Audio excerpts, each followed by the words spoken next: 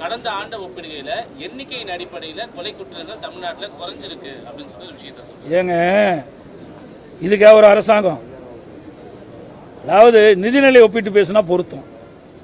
அண்ணா திமுக ஆட்சியில் இவ்வளோ திட்டங்கள் நிறைவேற்றிக்கிறீங்க, நாங்கள் இவ்வளோ திட்டம் உங்களோட அதிகமாக இருக்கணும் பரவாயில்ல. அண்ணா திமுக ஆட்சியில் 50 கொலை, எங்கள் ஆட்சியில் 45 கொலை. ஏங்க இது ஒரு ஆட்சியா? மனசாட்சி வேண்டாம்? ஒரு முதலமைச்சர் என்று சொல்லிக்கிட்ட பொழுது உயிருக்கு உத்தரவாதம் கொடுக்க மாட்டேங்கிறார் முதலமைச்சர். எப்படி நாட்டு மக்கள் இந்த அரசை நம்பி இருப்பார்கள்? இந்த காவல்துறையை நம்பி எப்படி மக்கள் வெளியிலே நடமாட முடியும்? சிந்திச்சு பாருங்க. இது என்ற ஒப்பிட்டு பார்க்கின்ற நிலையா? இல்லைங்க. மக்களுடைய உயிரோடு விளையாடக்கூடாது. எல்லா உயிர்களும் காக்கப்பட வேண்டிய உயிர்கள். அதுதான் ஒரு அரசாங்கம். அதுக்கு தான் முதலமைச்சர் இருக்கிறீங்க. அதை விட்டுட்டு ஒப்பிட்டு பேசுவது முறையல்ல. குற்றம் நிகழாமல் பார்த்து கொள்வதுதான் அரசுடைய கடமை. பிரதான எதிர்க்கட்சி என்ற முறையில் நடைபெற்றுக்கிட்ட குற்றங்களை நாங்கள் சுட்டிக்காட்டி தொடர்ந்து தமிழகத்தில் எப்படி தங்க நிலவரம், எப்படி வெள்ளி நிலவரம், அப்படி கொலை நிலவரம் எப்படி இருக்கின்றது தொலைக்காட்சி தெரிந்து அவர்களை இனி இருக்கக்கூடாது என்பதுதான் எங்களுடைய நிலைப்பாடு. அதைத்தான் நான் சுட்டிக்காட்டேன். அதிமுக ஆளுங்கட்சியாக இருந்த பொழுது 0 அவரில் சட்டப்பேரவைத் தலைவருக்கு எவ்வித முன்னறிவிப்பும் கொடுக்காமல் நாட்டில் ஏற்பட்ட பிரச்சனை குறித்து எழுந்து சட்டமன்றத்திலே பேசியிருக்கிறார்கள். அதை ஒட்டித்தான் நேற்றைக்கு நடந்த சம்பவங்களை பிரதான எதிர்க்கட்சி என்ற முறையில் நான் என்னுடைய கருத்தை தெரிவிக்கின்ற பொழுது கருத்தை முழுமையாக தெரிவிக்க சட்டப்பேரவைத் தலைவர் அடிக்கடி குறுக்கிட்டு பேச முடியாத ஒரு சூழ்நிலை ஏற்படுத்தினார். அனைத்து இந்திய அண்ணா திராவிட முன்னேற்ற கழகத்தை பொறுத்த வரைக்கும் தமிழகத்தில் மக்களுடைய பிரச்சனையை தீர்க்க வேண்டும், அது அரசுடைய கவனத்திற்கு சரியான முறையிலே கொண்டு சேர்க்க வேண்டும் என்ற அடிப்படையில் தான் நாங்கள் செயல்பட்டுக் கொண்டிருக்கின்றோம்.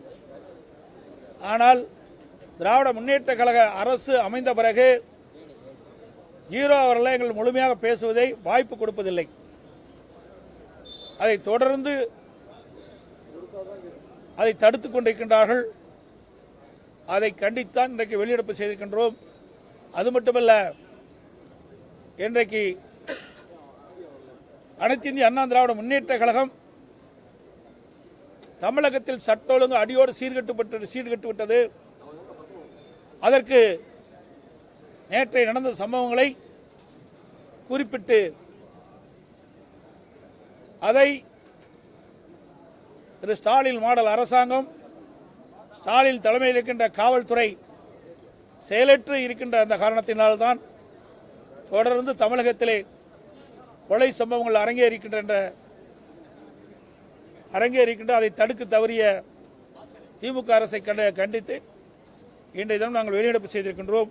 நேற்றைய நடந்த சம்பவங்களை இந்த நேரத்தில் கோடிட்டு காட்டுகிறேன். மதுரை பெருங்குடி அருகே சிவகங்கையைச் சேர்ந்த காவலர் மலையரசன் எரித்த நிலையில் சடலமாக மீட்கப்பட்டது. கோவை மதுக்கரையில் ஒரு பெண் ஆசிரியை எரித்த நிலையில் சடலமாக மீட்கப்பட்டது. ஈரோடு நசினூர் அருகே தேசிய நெடுஞ்சாலையில் பட்டம் பகலில் காரில் சென்று கொண்டிருந்த தம்பதியினர்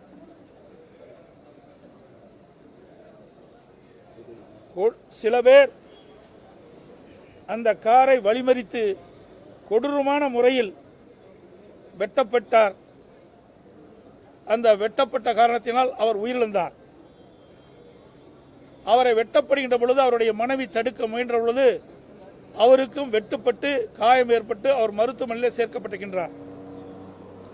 இது ஒரு தேசிய நெடுஞ்சாலையில் இவர்கள் காரில் சென்று கொண்டிருக்கின்ற பொழுது அவர்களை பின்தொடர்ந்து சினிமா பாணியிலே வெட்டி கொன்ற காட்சி வலைதளங்கள் மூலமாக பரவி இருக்கின்றது.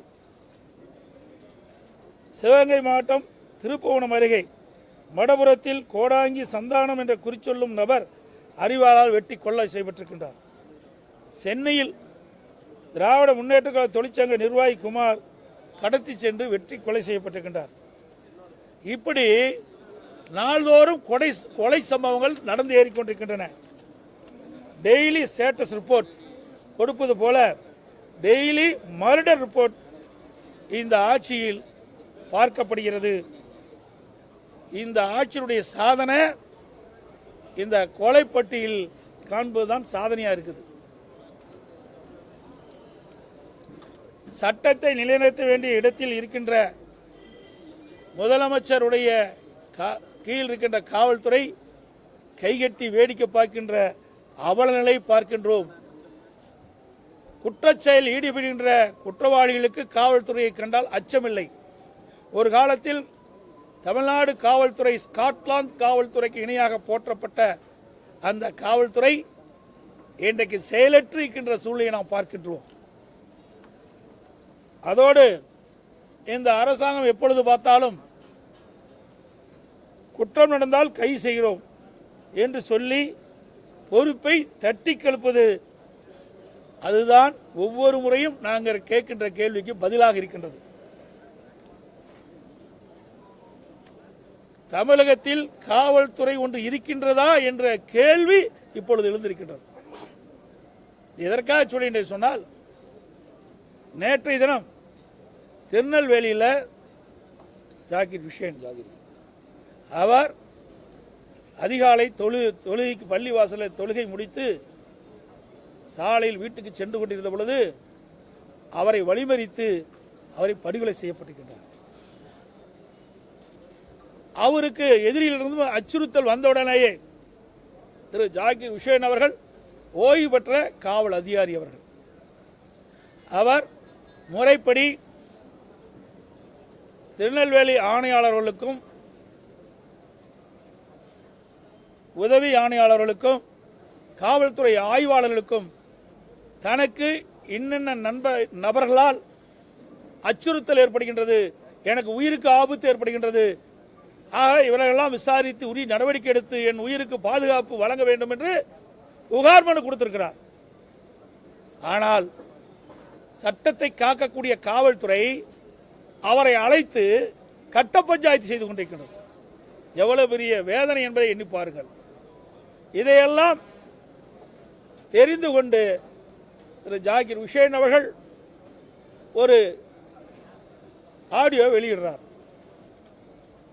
அதில் பதிவு செஞ்சு விடுறார், எதிரிகள் என்னை எப்பொழுது வேணாலும் வெட்டி கொல்லப்படுவார், என் உயிருக்கு ஆபத்து ஏற்படுகிறது என்று இதை முதலமைச்சர் பார்க்க வேண்டும், உரிய நடவடிக்கை எடுக்க வேண்டும் என்று அந்த ஆடியோவில் வெளியே தெரிவிச்சிருக்கார். அது எல்லா வலைதளங்களிலும் வந்திருக்குது.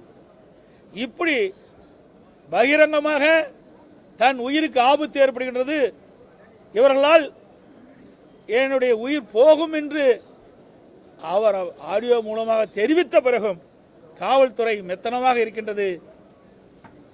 இந்த துறைக்கு நிர்வகிக்கின்ற முதலமைச்சர் இது கண்டுகொள்ளவில்லை. இதற்கு முன்பு முதலமைச்சர் என்ன சொன்னார், யார் வேணாலும் தன்னுடைய மனுக்களை கொண்டு வந்து என்னுடைய அறையில் தாராளமாக கொடுக்கலாம், என் கதவு திறந்தே இருக்கும், மனு கொடுக்கப்பட்டால் கொடுக்கப்பட்டவர்களுக்கு நிவாரணம் கொடுக்கப்பட்டு சொன்னார். ஆனால் ஒரு ஓய்வு பெற்ற காவல்துறை தன் உயிருக்கு ஆபத்து ஏற்படும், என்னை கொலை செய்து விடுவார் என்று பகிரங்கமாக ஆடியோ மூலம் தெரிவித்த பிறகும் உளவுத்துறை ஏன் முதலமைச்சருடைய கவனத்திற்கு கொண்டு செல்ல?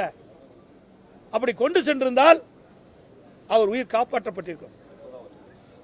குற்றவாளிகளை கண்டித்திருந்தால் அவர் உயிர் காப்பாற்றப்பட்டிருக்கும். அதனால தான் சொல்றேன், தமிழகத்தில் காவல்துறை இருக்கின்றதா இல்லை என்ற சந்தேகம். சட்ட ஒழுங்கு அடியோடு சீர்கட்டு விட்டது, செயலற்ற காவல்துறையாக தான் பார்க்கப்படுகிறது. இதையெல்லாம் சட்டமன்றத்திலே தெரிவிக்கப்பட்டு இதற்கு உரிய நடவடிக்கை எடுக்க வேண்டும் என்ற அடிப்படையில் தான் இன்றைய தினம் அனைத்து இந்திய அண்ணா திராவிட முன்னேற்ற கழகம் பிரதான எதிர்க்கட்சி முறையில் இன்றைக்கு நாட்டில் என்ற பிரச்சனை கொண்டு வந்தோம்.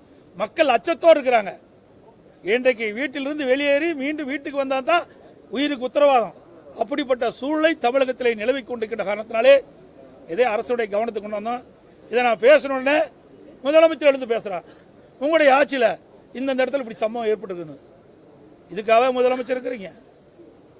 முதலமைச்சர் இன்றைக்கு நாட்டு மக்கள் தேர்ந்தெடுக்கப்பட்டாங்க.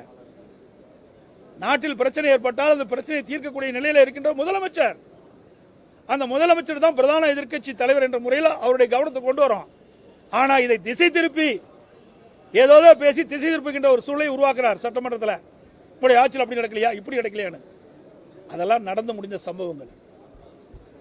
உங்களுடைய ஆட்சியில் நேற்றைய தினம் சொல்லுகிறார் முதலமைச்சர், திருநெல்வேலி சம்பவத்தை நான் கோடிட்டு காட்டி பேசுகின்ற பொழுது இனி இப்படிப்பட்ட சம்பவம் நடைபெறாது, காவல்துறை சரியான முறையில் செயல்படும், குற்றவாளிக்கு தகுந்த தண்டனை நாங்கள் பெற்று தருவோம் என்று சொன்ன நேற்றைய தினமே 4 கொலை நடைபெற்றிருக்கிறது.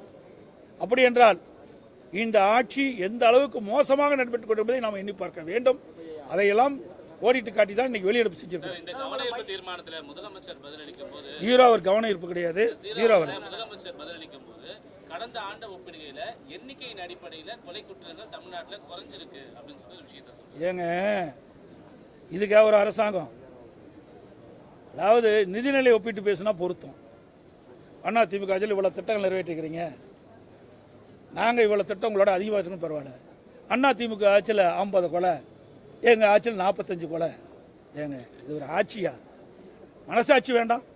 ஒரு முதலமைச்சர் என்று சொல்லுகின்ற பொழுது உயிருக்கு உத்தரவாதம் கொடுக்க மாட்டேங்கிறார் முதலமைச்சர். எப்படி நாட்டு மக்கள் இந்த அரசை நம்பி இருப்பார்கள்? இந்த காவல்துறையை நம்பி எப்படி மக்கள் வெளியிலே நடமாட முடியும்? சிந்திச்சு பாருங்க. இது என்ற ஒப்பிட்டு பார்க்கின்ற நிலையா? இல்லைங்க. மக்களுடைய உயிரோடு விளையாடக்கூடாது.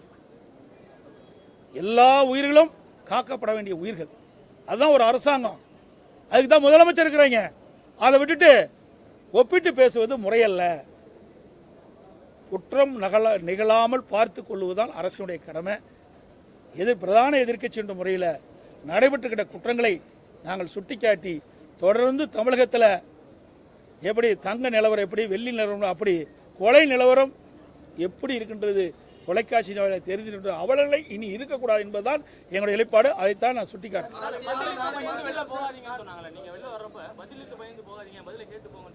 என்ன பதில் கிழிச்சு விட்டாரு இவரு? சொல்லுங்க பார்க்கலாம். ஏங்க என்ன வெக்கக்கேடா இருக்குது? நீங்க ஒரு கேள்வின்னு கேட்குறீங்க. நான் சொல்றதை கேளுங்க. இவ்வளவு நடந்திருக்குல்ல, இதெல்லாம் என்ன சொல்றாரு? தனிப்பட்ட முறையில் சொல்றாரு. இதை வருஷம் முறை தானே சொல்லிட்டு இருக்காரு. இதை கேட்கறதுக்கு நாங்கள் அமர்ந்துட்டு இருக்கணுமா? இதை தடுத்து நிறுத்துறதுக்கு என்ன பதில் சொல்லு, அதை கேட்கலாம்.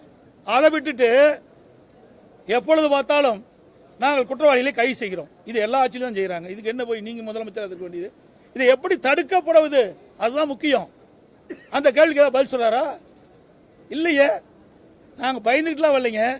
எங்களை பேச அனுமதிக்காத காரணத்தினால் நாட்டில் நிலவுகின்ற பிரச்சனையை எடுத்து சொன்னா இந்த அரசாங்கம் காலி ஆயிரும். இந்த அரசாங்கம் இருக்காது, காணாமல் போய்விடும். அதனால தான் பயந்துக்கிட்டு எங்களுடைய பேச்சை கேட்க முடியல, எங்களுடைய பேசுவதற்கு அனுமதி கொடுக்கல. அதனால தான் நாங்கள் வெளியே வந்தோம் ஒழிய இந்த அரசாங்கத்தை கண்டு பயப்படுகின்ற கட்சி அதிமுக கட்சி அல்ல என்பதை பலமுறை நாங்கள் நிரூபித்து காட்டியிருக்கிறோம்.